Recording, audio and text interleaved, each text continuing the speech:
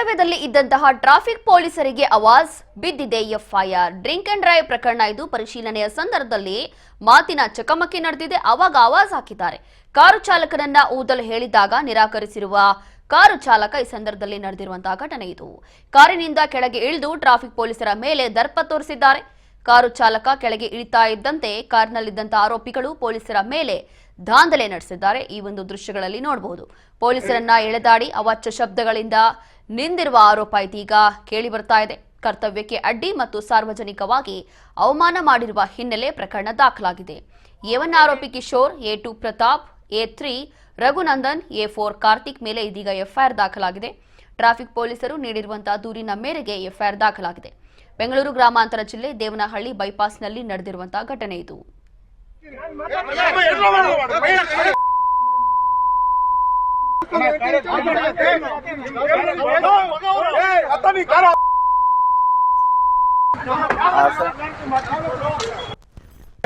ಬರ ಕೇಳ್ರಿ, ಗಾಡಿ ಒಳಗೆ ಯಾವನ ಕೈ ಇಟ್ಟಿದ್ದು?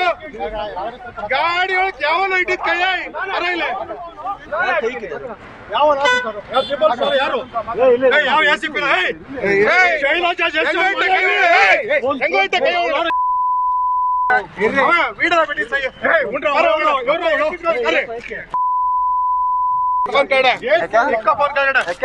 ಏನಕ್ಕೆ ಹೆಂಗ್ ಕಾರ ಕೈ ಇಟ್ಟೆ? ಅವ್ನು ಹೆಂಗಾಯ್ತ ಕೈ ಹೊಡೆ ಕಾರ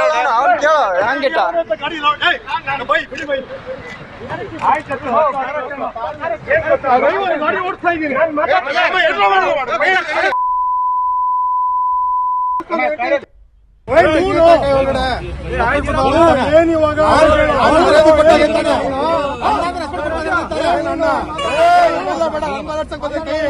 ಇನ್ನೊಂದ್ ಬೆಳ್ಳೆ ಬರ್ತೈತೆ ನನ್ಗೂ, ಅದು ತೋರಿಸ್ತೀನಿ ಬೇಕಿದ್ರೆ. ನೀನ್ ಕೈ ಮಾಡಕ್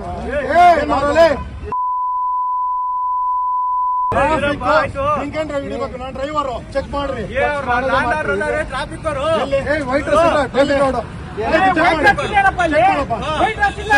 ಚೆಕ್ ಮಾಡು.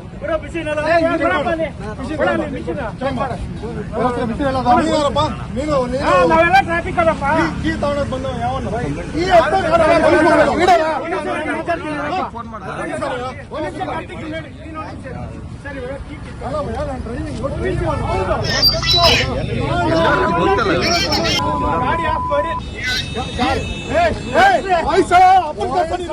ಅಪ್ಪನ್ ತರ್ಸು.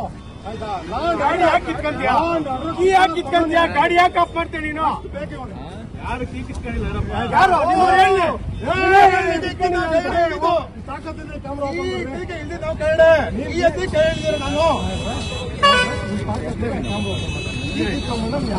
ಇದಲ್ಲ